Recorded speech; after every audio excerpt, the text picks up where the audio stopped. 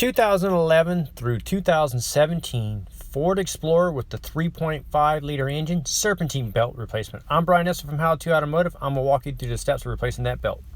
So this is the belt numbers that I'm using on this car. I will link this up in the description of the video. I also printed out a diagram of how the belt is routed. This diagram is courtesy of AllData. It's pretty simple routing. So let's get started removing the belt. The first thing I wanted to point out is where the tensioner is, the belt tensioner, and that's right here. You can see it just on the passenger side right here. So what we're going to need is a standard ratchet. If I'm using a flex head ratchet, but you can use a standard straight ratchet like this, or a serpentine belt tool. It works really well too. And what we're going to do is put it down into the tensioner so that you'll fit the head of the ratchet into the tensioner. Now we're going to take the spring-loaded tensioner and rotate it clockwise like this, and that will release the tension from the belt. Now closest to the radiator, if you're looking straight downwards at the pulley, is the alternator. You're going to lift that belt off right there. That's the easiest place to get to. So the way I do it is I spring it over with my left hand.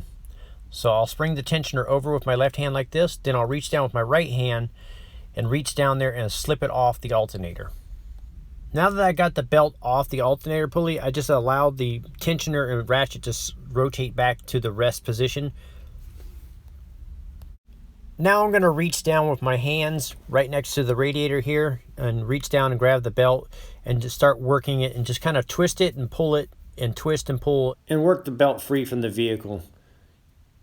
So now we need to put the belt back on. So we're going to wrap it around the crank first. To do that, what we're going to do is create a loop like this with your new belt, and we're going to feed it downwards, and then what we'll do is kind of arc it towards the left, towards the firewall at an angle like this, and loop it around the crank pulley first.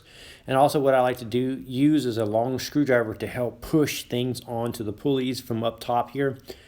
And you can even go back towards the back here and back towards the back cylinder head and help push on the belt onto the crank pulley down there.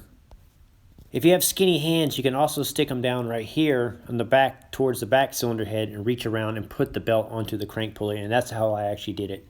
So once you got it around the crank pulley, now you're going to make sure it routes around the AC pulley and underneath the belt tensioner, and then there'll be a little bit of it sticking out to the side that you're going to loop around the alternator last after you torque the tensioner over. So if you look down there, you see the belt down there. Now I'm just going to torque the tensioner over to the left, counterclockwise, reach down with my right hand, lift it up and put it onto the alternator pulley last.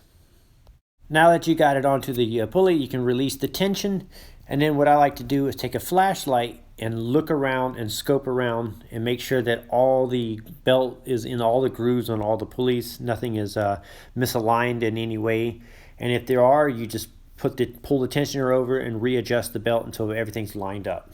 So I will link up the belt in the description of the video. I'll also link up a serpentine belt tool if you're interested in that. That will make life easier. And that'll complete the job of replacing the serpentine belt on a Ford Explorer with the 3.5 liter engine. I'm Brian Esser from How to Automotive. I'd like to thank you guys for watching my videos. Encourage you to subscribe and click the bell notification. That way you'll know when new videos come out. And also to invite you to check out the howtoautomotive.com website for more valuable videos like this. Thank you again for watching.